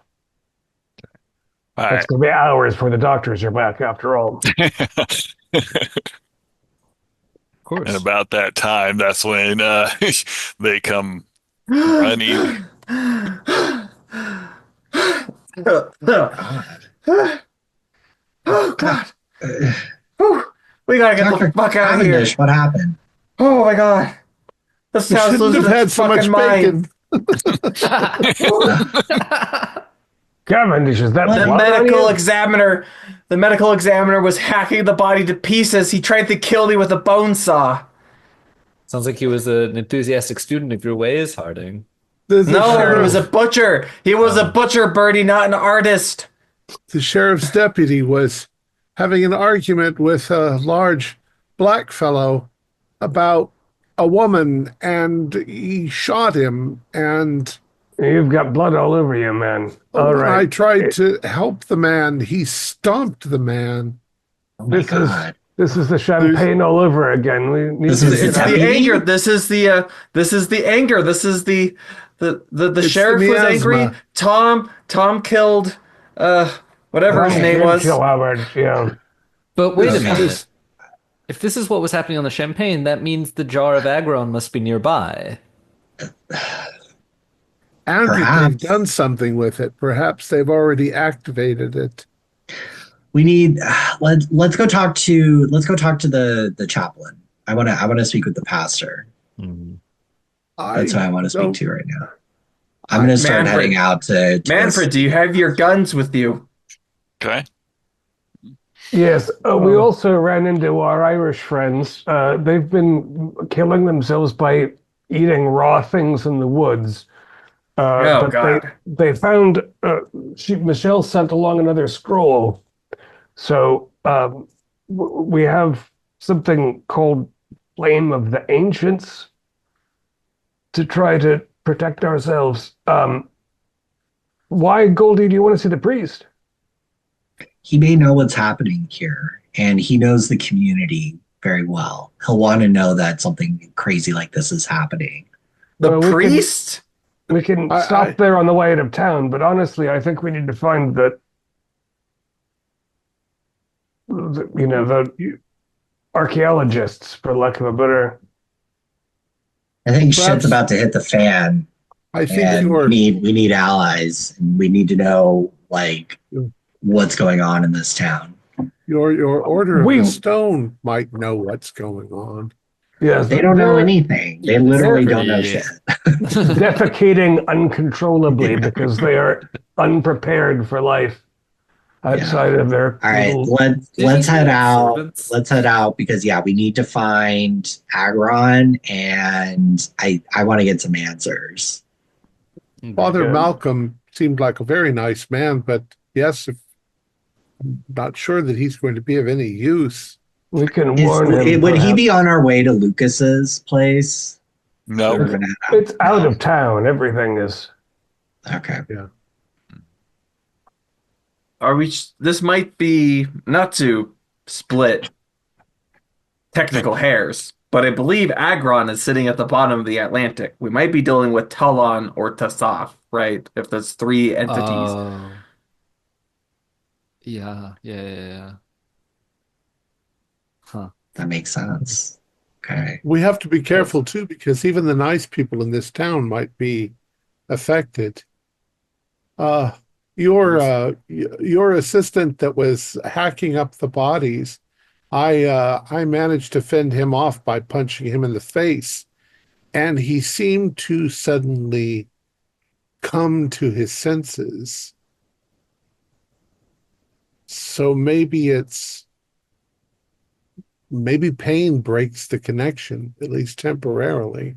Also, it can't hurt to put reproductions of the sigil that we used on the champagne about us. Perhaps Have if it we embroidered on our shirt. perhaps if we chalked that on the door of the church, it could become a sanctuary of sorts. Not But sanctuary. time is of the essence. Lead on, Manfred. Church or I'm directly to headed out. Barnes's place? I'll follow Goldie to the church, Okay. but we only have one car, right? So His name is Malcolm Nathan's Okay. father. I agree with you, Goldie. If anyone knows what's going on in this town, we've Right. seen how Jesus-y everyone is. We're the people who know what's going on in this town. There may We and the people also, who caused it. yeah, Just not sure that anything going on in this town has been going on for more than a week or two. No. Well, I think it just happened. Yeah. Everyone was perfectly fine the other day. Well, He they has some brought very nice they, oolong tea. they brought it with them, and it's taking time to seed. It didn't happen all at once on the champagne either, I think. We don't know. So we'll, and again, I've got, tearing out notebook pages of the sigil. I'm like, give some of these to the priest. Tell him that it's a demon afoot and that people should take refuge, and we'll see if we can root it out at the Barnes place. I understand why you think it might be in town, but they are probably there. my thinking though is that if there's been groundwork laid that this plan had been in motion for a while, things are being moved in and out of town, the boat is being relocated. The pastor may have had his ear to the ground long enough to get a sense of maybe they're going somewhere else after this. Look, if you sense any kind of danger, it's safer to get us all back together again before we face down a major threat. Yeah. I mean, if the Spy priest, on the Barnes place, but don't go there into it. to the best of my knowledge, even the most earnest clergyman doesn't think that there's actually demonic magic running afoot that can drive men mad. They mostly talk to unhappy couples about why their children don't. He'll certainly want to hear about the hate crime that was committed as well, as witnessed by good Dr. Cavendish. Around what time is it, Keeper? It's probably about 10 in the morning. Okay. All right. Yeah, I'm gonna head over to the church because it's only probably 10-minute walk from where we're at. It's a few blocks. We'll drive. You'll go and tell the priest that there's a sigil and a demon, and then we'll get the hell out of town before the mobs start attacking. Understood. Let's go. So you guys get in the car and you start driving, and then you hear a very loud explosion, and you see the cannery, there's flames shooting out of it. Serves them right. Maybe he was smuggling explosives. No, the people Okay. are losing their minds. They're doing this to each other. It's a wonder we're not affected. I mean, Hardings were that Yeah. bad. Dr. Harding is interesting, but he's not insane. We should have told Widow Armand to stay indoors. Oh well. Okay. How urgent is the church stop? Well, keep in mind that everyone in the Champagne died, but they were in the ocean. We are now on land. We don't know infection how could be far this is spreading. spread. Okay. We should stick together. All right. All right. Let's We head should. out of town. Let's head towards Lucas. Okay. All right. Find Could've that talked to the priest, though. page. All right. Okay. Um. Yep. And there we go. So you drive along. Like I said, it's about 20 minutes. Uh, you spot a mailbox with the name Barnes painted on it in white paint. A dirt track leads down to down the bluffs into a small bay. Tucked between the cliffs is a one-story house with a shed. A jetty juts out into the water where an old fishing boat is moored. The boat lifts at a slight angle as if it is resting on the bottom of the bay. How many vehicles are visible? There are no vehicles. Is there smoke from a chimney? Nope. All right. Who's competent to carry a firearm? Question. Let's go. I already do carry a firearm. I just don't advertise it. I don't have one, but I have no. I do not have one, nor do I know how to use one. I do know how to use one. We are able to get one. Goldie, you can take my Colt. I'll take my Winchester out because there's no reason to be subtle under these circumstances. Fine. I sometimes deal with dangerous patients. So I think you should consider everyone involved at this point dangerous and presumably armed. Is there a Very way well. to park the vehicle that's not right in front of the house? Yeah, I mean, you'd have to walk a little bit, but yeah. Mm-hmm. And we don't see any activity at all around the house. You do not. Well, let's just drive right up and then make an abrupt stand. Okay. If no one objects, Goldie and Cavendish, if you're ready at arms, I'll have my long arm at my side before Perhaps we should try learning this scroll you said had a spell. Well, we've had 20 minutes to drive, so if you can copy this, either my notebook or Goldie's. I don't want to say it out loud until I want to use it, since fire is involved. There's nothing on the scroll that indicates the directionality of fire, I assume. It doesn't say stand There's thou a 20 cone, paces. 15 feet. Give me an intelligence roll. You must have line of sight. You can pretty tell somewhere. Hard success.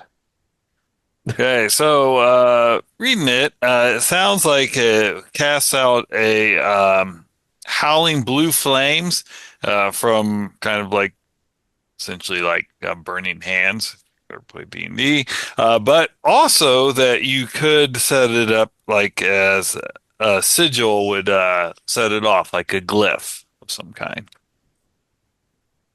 Okay. Might be a combo situation. So you can have it delayed, or you could just cast it out in front of you. Gracious. Well, we need to find out who is and isn't in this house and who is or isn't on this skiff, right? Mm-hmm. So I think we start with the regular old modern gunpowder-based approach.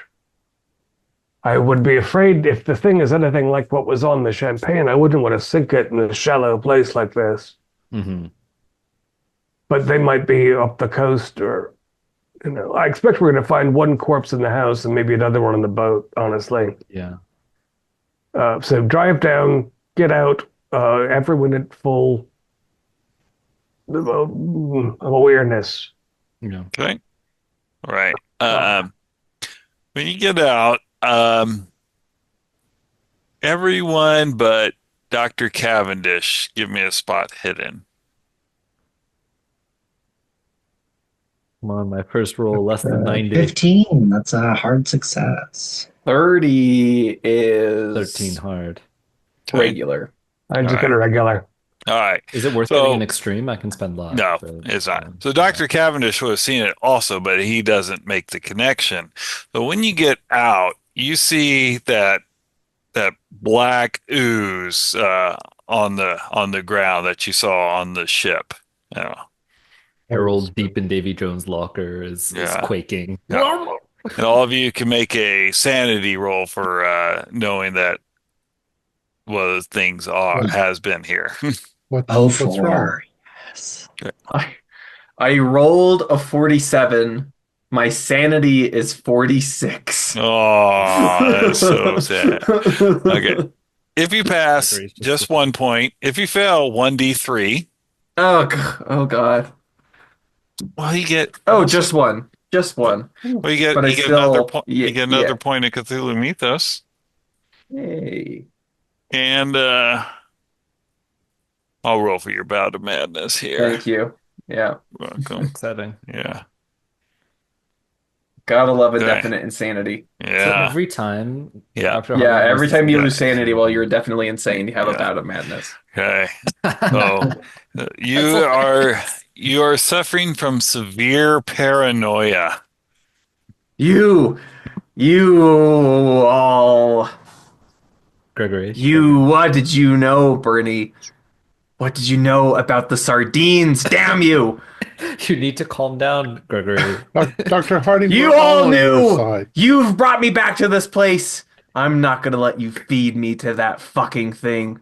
Brought you back. None of us know more than you do, Gregory. We're on your side. And the sardines were dead, just so we're clear. I saw them myself. Can I try to What do lies? What psychoanalysis? lies? You Bring can. him down a You little. can try some psychoanalysis. Try and bring you down. We're just And I standing got, in oh the... no, very similar. I've got 66 psychoanalysis and I rolled a 67. Hmm. But I'll spend one Yeah, point. you can spend luck on that. Okay. Yeah. No, Yeah, make yeah, it yeah, Well, worse. too bad. yeah. Calm down. Yeah, Calm yeah. down. The So, cultists emerge. you're still paranoid, but it's not to the severe extreme of a full-on. Yeah, I'm gonna keep giving Bernie the side eye. Mhm.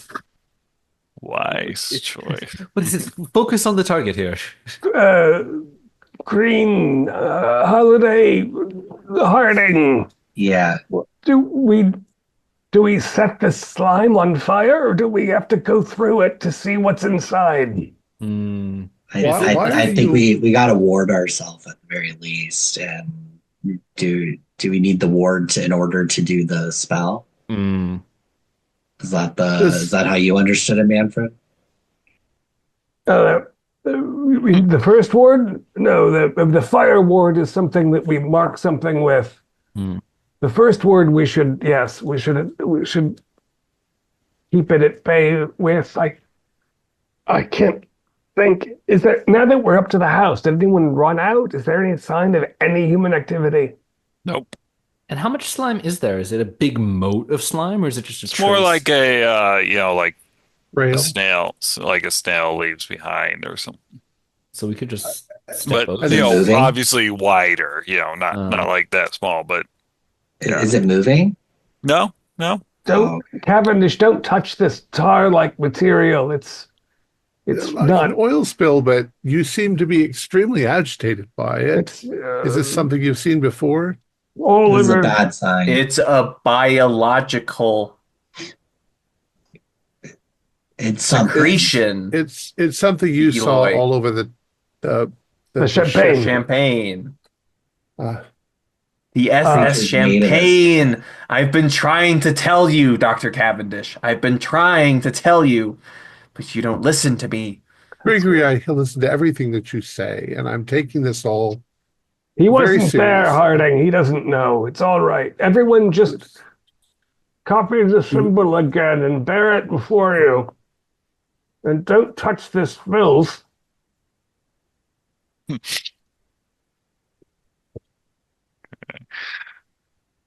You look all very nice.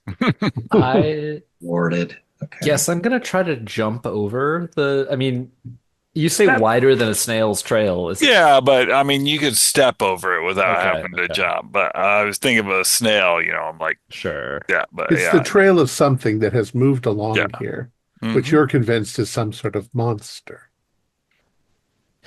Cavendish, the tone, please. You saw what happened in town.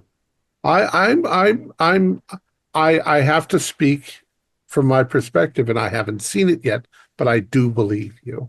Thank you. Just don't touch it, for God's sakes. I won't touch it. So I'm stepping over it to the Mhm. front door, long arm no down, but ready. Okay, yeah. Mm-hmm. I'll try the door handle. Okay. Turn to the page. No, that's the shit. Okay. All right. It is unlocked. All right. Twist, I'm kick standing. open. Yeah. Okay, Be so booby trapped.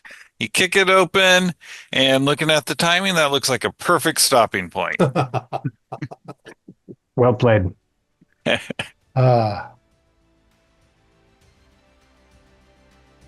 Our players included Troy Wheeldryer, Preston Firestone, Morgan Llewellyn, David Gasway, and myself, with Keith Craig as the Keeper of Arcane Lore. We have a Discord server where you can chat with other members. You can set up private games. You can learn the finer arts of gameplay and game mastering. We provide audio-only versions of our shows free for you to download from Spotify, Podbean, or iTunes. Support for the show is provided by our patrons who are listed in the closing credits. If you'd like to show us your appreciation, please visit our Patreon page, or you can use the thanks button just below the screen. Like, share, and subscribe to our channel, and punch the bell icon for updates on our latest shows. And leave us some comments. We enjoy reading them and answer any questions you might have. This is Thom Raley, together with all the members of our gaming club, inviting you to journey with us once again into the darkness for another adventure into the universe of H.P. Lovecraft and the Call of Cthulhu role-playing game. Until next time, good luck and good gaming.